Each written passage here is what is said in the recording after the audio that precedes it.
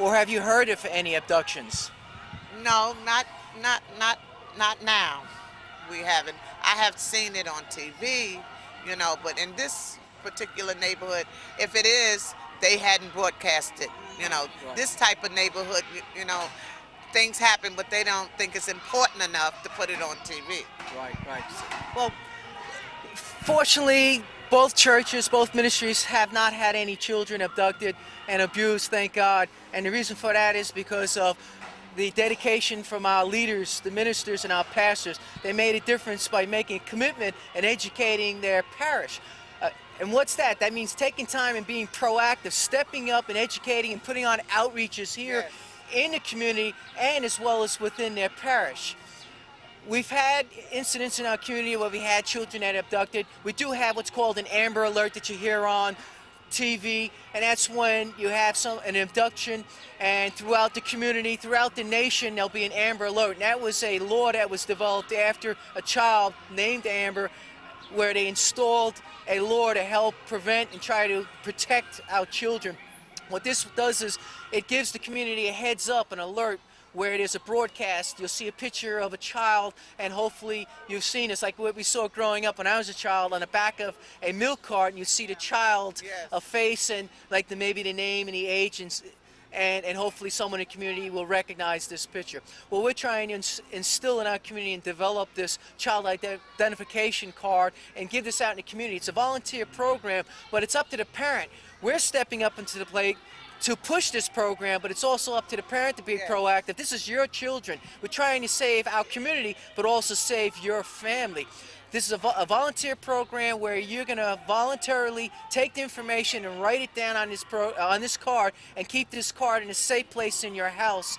And if in the event of something which should happen, that you can reach into this safe place where you have, like a safe deposit box, or in a dresser drawer. You can pull this out and hand it to the authorities, to the police department, and you can say, "This is my child." You have all the information on that card, and that will help speed up the process. Remember, time is of essence. The more time that goes by, there's a greater chance that the chance of finding a child decreases. And we need to increase the chances that we're going to find the child, decrease the risks. And this is about having that card, being proactive, stepping up. While I was working, I was approached by several community members, and they were touched. And by what I mean by touched, they came to me and broke down. One statement was, besides being a physician, I didn't know that you were a minister. And then I laughed. I said, "No, I'm not a minister," because I saw Bishop Burkett. I said, "But if you will, I'd be a minister of medicine." I had another individual break down and cry and said that I don't spend quality time with my children. What can I do? And so I addressed him and I said, "Join Bishop Burkett and myself and march and make a difference." Going back after and calling Bishop, I said, "We're making a difference. Let's do a part 2. Part 2 led to a part 3, which I just taped this Monday with Dr. Villanueva. And this was on a physician's perspective. Part 2 is addressing the signs and symptoms of child abuse, abandonment, and giving that knowledge to our community. Part 3 was from a physician's perspective, from a professional, what we look for. During this process, I did a lot of research, Bishop and I, to figure out who we can address and speak with in our community to see if they can join us. It turns out that it's not that many individuals in the community, in the state, that are involved with a child safety program, child ID program. We made several phone calls to try to see if we can get people to commit and join us, and we ran into difficulties. So being leaders that we are, we decided to be proactive and take the initiative and develop this program, and that's why we're here today. The purpose of this program, if you can go to the purpose, please, is to gain the support of our corporate and local leaders in the greater New York area to contribute to the child identification program. We need you to step up with us, stand with us, be with us, and make a difference. Our program goals is to increase the safety awareness of our community, It also is to empower parents through education by providing the necessary tools to protect our greatest resources, that's our children. Our children are our future. We need to protect them. You may ask, well, what are these tools? Our tools are education. I developed 3 quality programs.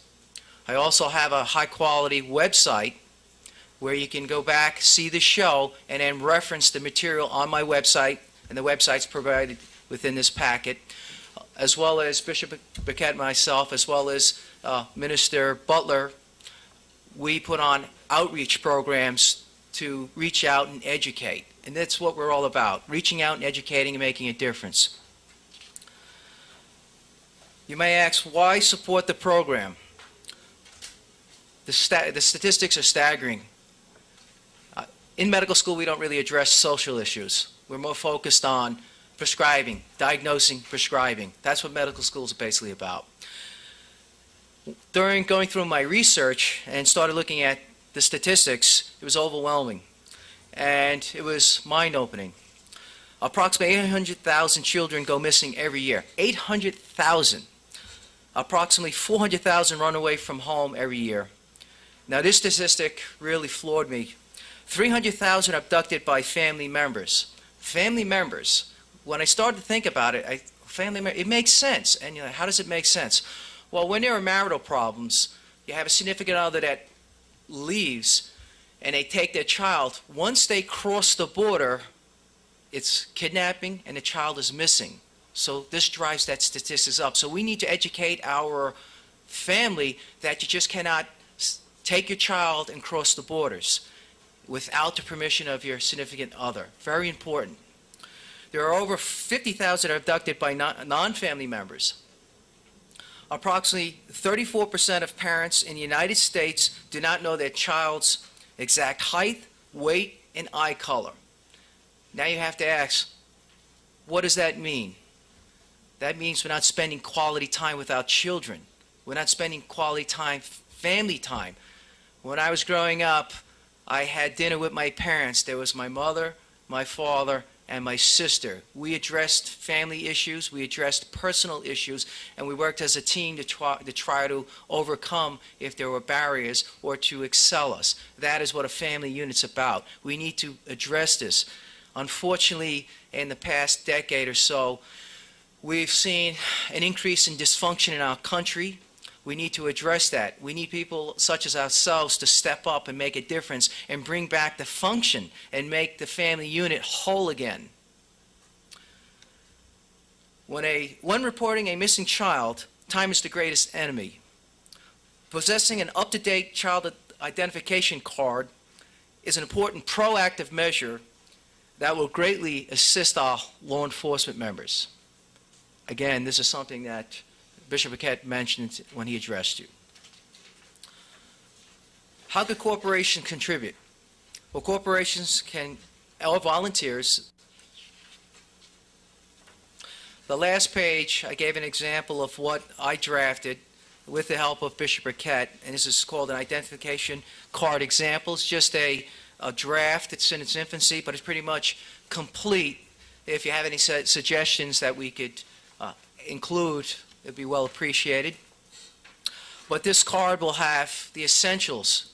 And the essentials will be the name, the address, phone number, date of birth, the height and weight, eye color, hair color, any birthmarks. Like I have birthmarks. My parents know where my birthmarks are. I have birthmarks from childhood, from birth on my chest. That's why they're called birthmarks. So my parents, if they saw me, they can identify me and they know my birthmarks. That means they know me.